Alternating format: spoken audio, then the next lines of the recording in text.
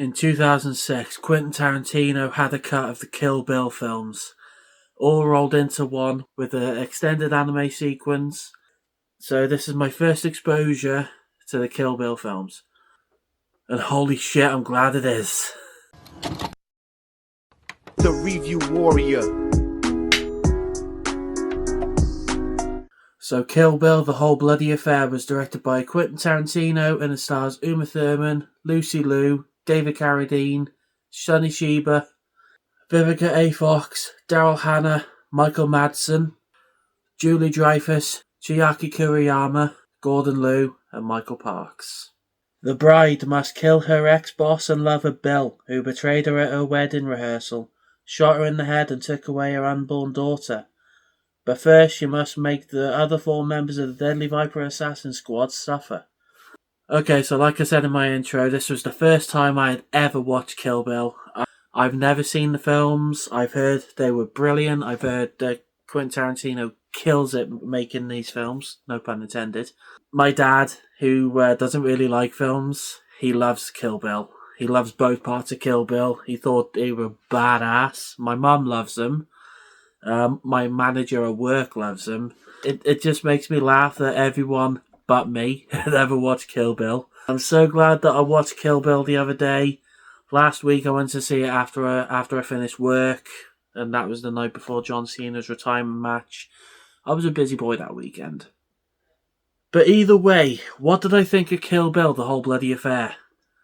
Holy shit, that was a good time. Honestly, I got so much good things to say about Kill Bill, The Whole Bloody Affair. I just can't rave enough about this film. This might be a long review, depending on how I get on with what I loved about the film. But either way, I'm going to start with the acting in this film. So starting with Uma Thurman as the bride. She is a friggin' badass in this film.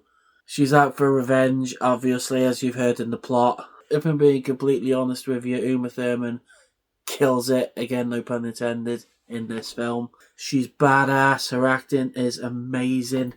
She kicks a hell of a lot of ass in this film.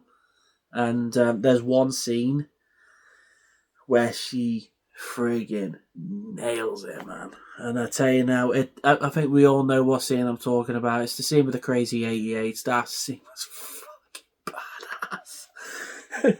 I've got so much good things to say about this film and I can't wait.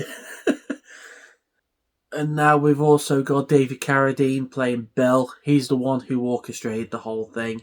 He just wanted the bride out of the picture. He's an absolute douche in this film. He's like a less perverted Sean Penn in one battle after another. But instead of being a perv, he's more of a murderous asshole. He just wanted her out of the picture. And another badass in this film was Lucy Liu playing Oren Ishii. In her fight scenes as well. Like in the climax of part 1, when her and the bride go at it, it's just some of the best fight choreography I've ever seen. I think I'm just going to go out on a limb here and say everyone was badass in this film. Everyone was good. Michael Madsen, Vivica A. Fox, let me talk about her for a second. In the opening fight. In the opening fight of Kill Bill, when they're fighting in the kitchen, they see the school bus and they're just like, no, we can't fight in front of our kid. We got to stop. Even they have standards, you know. And another actor I loved in this film was Sonny Shiba, playing Hattori Hanzo. He's the one who creates the sword for the bride when she goes to his dojo. Everyone, like I said, everyone's just so good in this film.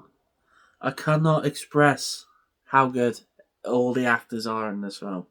Sonny Shiba, Chiaki Kuriyama, Michael Bowen, Julie Dreyfus.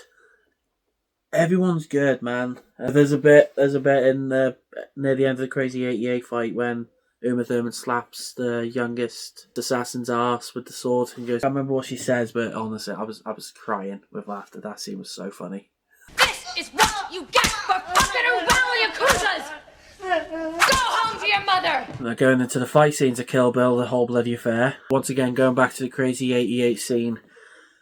Originally, I think that scene was all in black and white, so Quentin Tarantino didn't get an NC-17. I think he just wanted to get an R rating, you know, so we don't see all the blood and gore. In The Whole Bloody Affair, no black and white. You could see the whole blood, the whole shower, the whole gore. It was just friggin' amazing. Like, all this glorious blood. You could tell that Quentin Tarantino loves his gratuitous violence, and it's obvious in every film he's made. In Kill Bill, Django Unchained, I know he wrote it, but True Romance, Once Upon a Time in Hollywood, The Hateful Eight, even though I'm not a massive fan of The Hateful Eight, there's still a hell of a lot of good violence in that film. And going to the script now, Quentin Tarantino, I think it was Quentin Tarantino and Uma Thurman who wrote this film. Badass isn't even the word, man. It's brilliantly written, brilliantly choreographed with all the fight scenes. The violence is... Oh, yeah. Honestly, if I could, I'm not sure if everyone else is yet, but if I could, this would be going in my top 10 best films of 2025, which is next week, by the way. I can't wait to do my list. I'm going to go into one minor gripe. Not going to deter the film, not going to make it bad or anything. In part 2, it's more of a talky film, between the bride and Bill in the climax of the film, before she does the 5-finger death punch thing. It's more of a talky feature, and mind you, I was going to say I was falling asleep, but I was working before that. That's my only gripe for the film. That the whole film was just badassery rolled into one 4-hour film. There was an intermission between films, which I do appreciate as well. When it's a film on this much of a big scale, like, you do expect a bit of an intermission. And fair play on Quentin Tarantino for making one of the best experiences as well.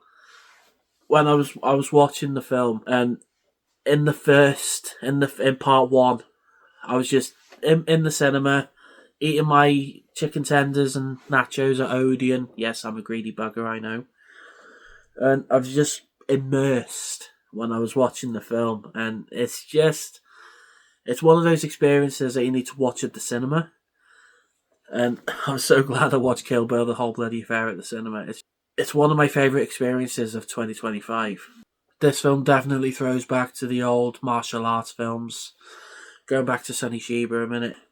He had a bit of a reference in True Romance, at the start of the film when Christian Slater's in the cinema watching the Street Fighter trilogy. So I bet having him in the film was a massive dream come true for Quentin Tarantino, and I love it.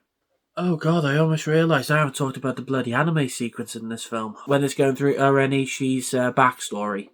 Definitely friggin' violent. Who did the anime sequence? Hang on. Okay, so the anime sequence was made by Kazuto Nakazawa. Oh, he does a good job. Apparently Kazuto Nakazawa did something called Samurai Champloo, or something like that. I'm just going by what I'm seeing on here. And Moondrive sequence on Genius Party Beyond. I said we've done some good stuff then. I don't think I have any more gripes for Kill Bill, the whole bloody affair. This film is friggin' epic. That's the word I was going to use in my review. Epic. Because that's what Kill Bill, the whole bloody affair was. But anyway, let's go to the verdict. Verdict time. So in the end, Kill Bill, the whole bloody affair was epic. It was badass. And I know I use this word a lot, but it was incredible. It was an amazing, immersive experience at the cinema. I'm so glad I watched it after I finished work. And bar for my one gripe for Kill Bill Part 2, being a bit more talky. I have got no more problems with Kill Bill, the whole bloody affair. So with that being said, I'm going to give Kill Bill, the whole bloody affair an A+.